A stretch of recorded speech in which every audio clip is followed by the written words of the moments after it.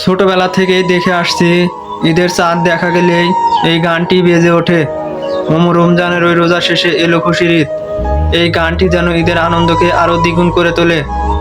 এই গানটি যেন ঈদের সময় আরো গুরুত্বপূর্ণ অংশ হয়ে দাঁড়িয়েছে।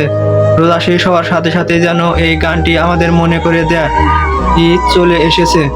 এই গানটি প্রথমে গেয়েছিলেন আব্বাস উদ্দিন আর লিখেছেন কাজী নজরুল ইসলাম। এই গানটির পিছনে অসাধারণ একটি গল্প লুকিয়ে আছে। আজকে সেই গল্পটাই আপনাদের শোনাবো। কাজী নজরুল ইসলাম তখন সেমাগিতি লিখতেন। সেমাগিতির জন্য বিখ্যাত শিখরে পৌঁছে গিয়েছিলেন তিনি।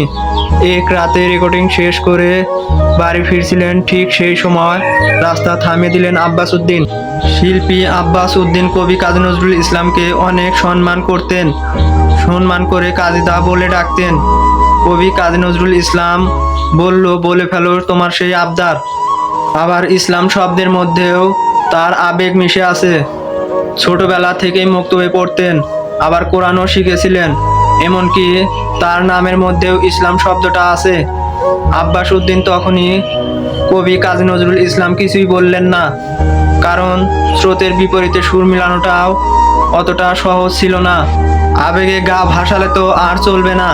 গান রেকর্ড করতে হলে বিনিয়োগ করতে হবে, সরঞ্জাম লাগবে, আবার সেগুলোর জন্য ব্রাহ্মফোন কোম্পানির রিহার্সেল ভগবতীর কাছেও যেতে হবে। নজরুল তখন বললেন, আগে দেখো ভগবতীকে রাজি করাতে পারো কি না। আব্বাস উদ্দিন তখন মনে মনে ভাবলেন, যাই হোক, কাজীদার কাছ থেকে তো গ্রিন সিগন্যাল পাওয়া গেল, এবার ভগবতীকে রাজি করানোর পালা।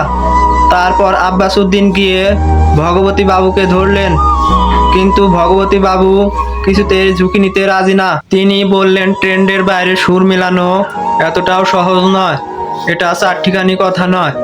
আব্বাস উদ্দিন যতই অনুরোধ করছে, ভগবতী বাবু ততই বেগে বসছে। আব্বাস উদ্দিন এত সহজেও ছেড়ে দেওয়ার পাত্র নয়।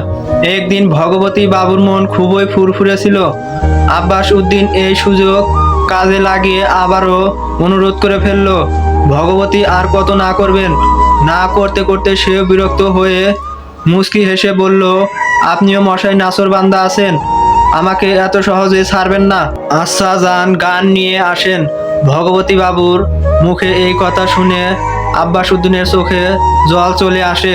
এবার তাকেও গান লিখতে হবে। কবি কাজী নজরুল ইসলাম চা আর পান খেতে খুবই পছন্দ করতেন। তারপর তিনি চা আর পান সঙ্গে করে নিয়ে গেলেন কবি কাজী নজরুল এর বাসায়।